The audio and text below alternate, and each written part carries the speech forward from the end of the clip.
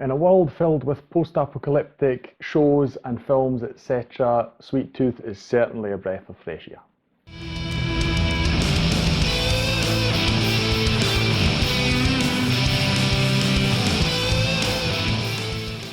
Hi, my name's Stu and welcome to another review video on Flying Wiener. I am, after a long time, returning to a Netflix show once again. The show is called Sweet Tooth. It is actually based on a comic that was released by DC Comics about, 10 years ago roughly. And it was snatched up, I heard, this was the main entry point for me, it was snatched up by Robert Downey Jr. and Susan Downey. And to me it was very interesting. I thought, okay, these are two people who are obviously involved in comics, at least in comic book films, of course, through the Iron Man franchise, Avengers, etc. So I thought if they have got their eyes on a comic property, it will probably be quite interesting. Right, I was. Sweet Tooth is something that I feel is very unique, and so much so that after I finished watching the first series, unfortunately not more than that is available at this time, although they are definitely going to be making at least a second one, I immediately jumped into the comic. Now, I've only read about a quarter of that, but it is interesting already to see the differences. I'll talk about that a bit later. But generally speaking, it is not often that something is so fascinating for me that I will jump into the source material. Not always. If I do, it's a sign of something really extraordinary. What is this show about? So, as mentioned very briefly in the intro, it's post-apocalyptic, but I hope that this really does not somehow put you off, because it is very, very different, I feel. But it's not quite as dreary as we are used to. Just to keep it very shortly, a virus appears, which is obviously something that we are talking about now. Something that I don't mind having in media. Why not? You get to explore many of the aspects that we are going through right now. I don't see anything wrong with that. I don't feel it's too much or just putting more on top of everyone in terms of depression and pressure, etc. I just find it really exciting to explore these stories. The interesting thing here is, while you have a virus that is contagious, that is killing people, it does actually have its own abbreviated name with letters and numbers, but typically it's called the sick by the population. But the interesting thing here is that at the very same time, hybrid people appear. So you have children being born that have animal features. Ears, legs, the various parts are very, very different. And these children, they're called hybrids. They are sought after, but more in a sort of trophy sense, so people like to sell them off for a lot of money. They are used for God knows what. We are focused on one of those children. His name is Gus. He's played by Christian Convery, and he and his dad, they live in a cabin in the woods.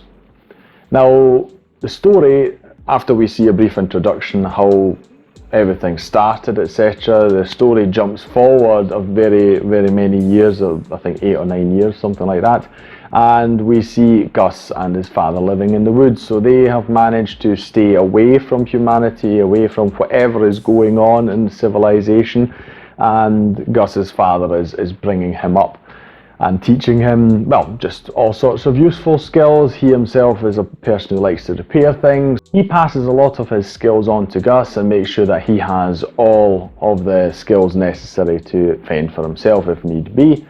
Gus himself learns various things. Most prominent of all is how to make maple syrup, and that is something that he loves above everything else, so that is also where the name comes from. Gus very much likes candy, and that's where the name Sweet Tooth comes from.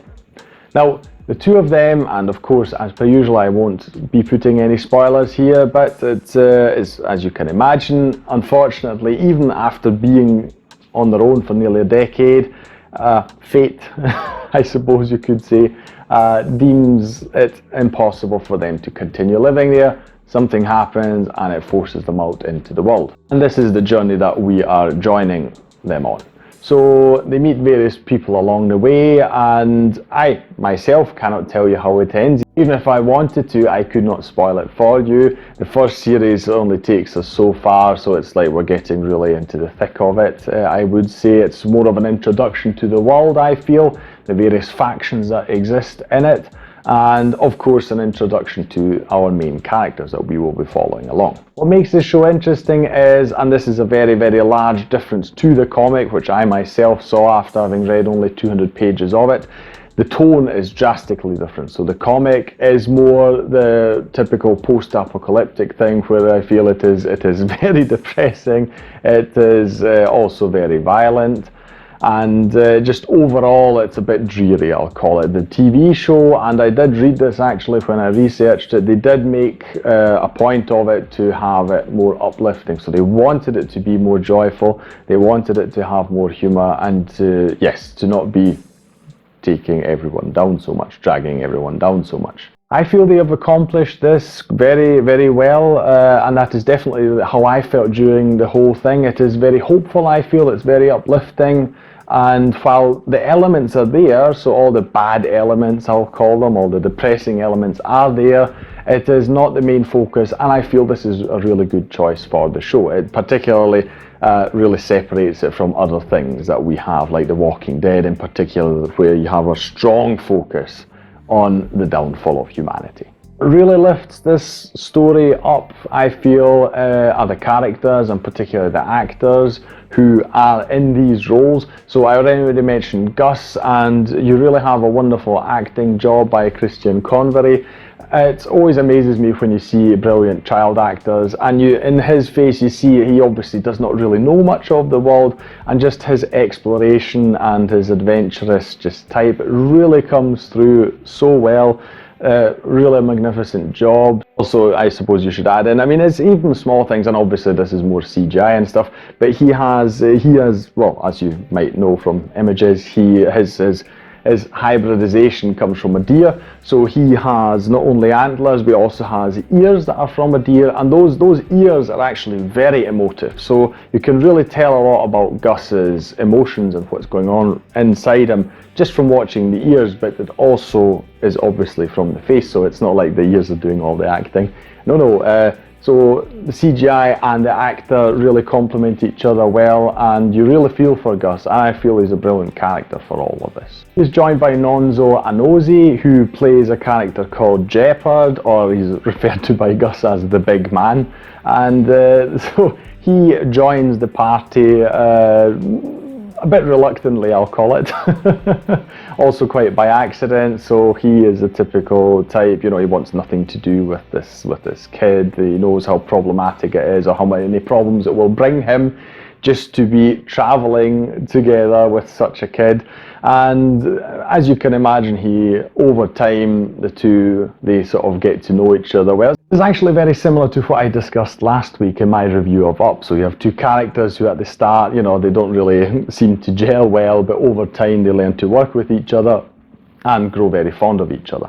And Nonso Anozie is a really good fit for the character of Jeopard. I really like watching him. To me, despite Christian Convery doing such a good job, I feel that Nonso Anozie is the standout actor in this entire cast of really good actors, but I feel he is a standout. Other actors I would like to mention, one of them is Adil Akhtar. He plays Dr. Singh. I won't talk much about him, just not to spoil, but you do see from the start he worked in a hospital as this whole apocalypse was happening. So he was there on ground zero, you could call it, I suppose, and he works to find a cure to the sick if he can. The last actor you see on screen I would like to mention is Stefania Lavie Owen. She plays a character called Bear. She is, I would say, the most prominent female character in the whole show. I won't explain what she does, just know that from my perspective. I don't know how old she is, but she's obviously very young. Magnificent job, really great job. I don't know, where they find these child actors, and I suppose she's at least a teenager, if not already grown up. It's a bit difficult to tell sometimes if they are already adult or not. Anyway, just amazing to see this young talent used in such a good way. It's really incredible to watch them. So many scenes that have got quite high emotional tension in them, and you have such great deliveries, wee nuances in the performance, really great. And the last person I will mention, while not actually on screen, is James Brolin. He plays the narrator, which is a very interesting thing. I'm always torn on narration. Quite often you feel that it really does not do much for you. It's fine because it makes you sort of feel part of the film, because okay, there's someone here who's with me watching it, tell me what's happening. So it's a bit of a bridge between the audience and the film if needed. But here it really turns into something different. As just James Brolin is obviously one of those people who could be along Morgan Freeman and others who are typically mentioned as they could narrate my life and you could just listen to them for ages. I feel the same applies to James Brolin. It is really wonderful. It is used very sparingly, so it's not like we've got narration all the time. Typically it's tied to a theme that's happening in the episode, or something that's happening in our characters, and it's just wonderful to listen to him. I think that is a brilliant choice. The comic itself doesn't have a narrator. At most it's Gus. You sort of are in his head sometimes when he has his thoughts. So I feel this was a really good addition of a narrator. What else I really need to mention is just the wonderful scenery.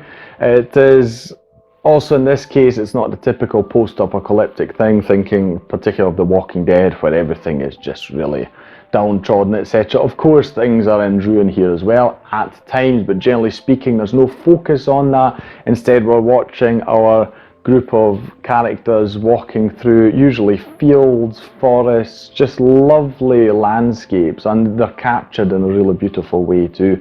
So it is not only great to listen to watch, it is really just wonderful to look at and just enjoy the scenery.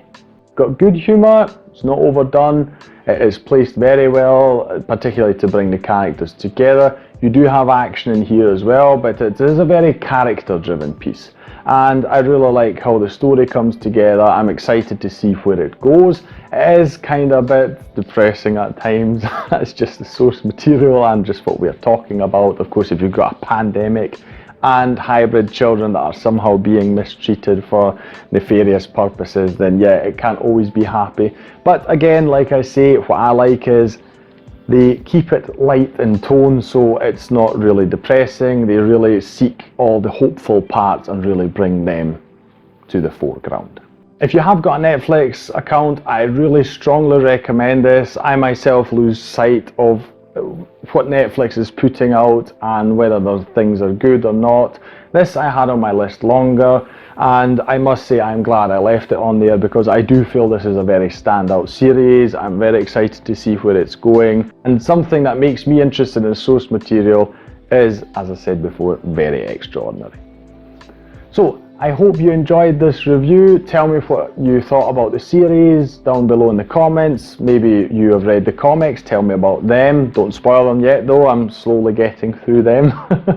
If you enjoyed this video, please like, share and subscribe. That's a great way to support the channel, and I will see you in the next video on Flying Wiener. Take care, bye.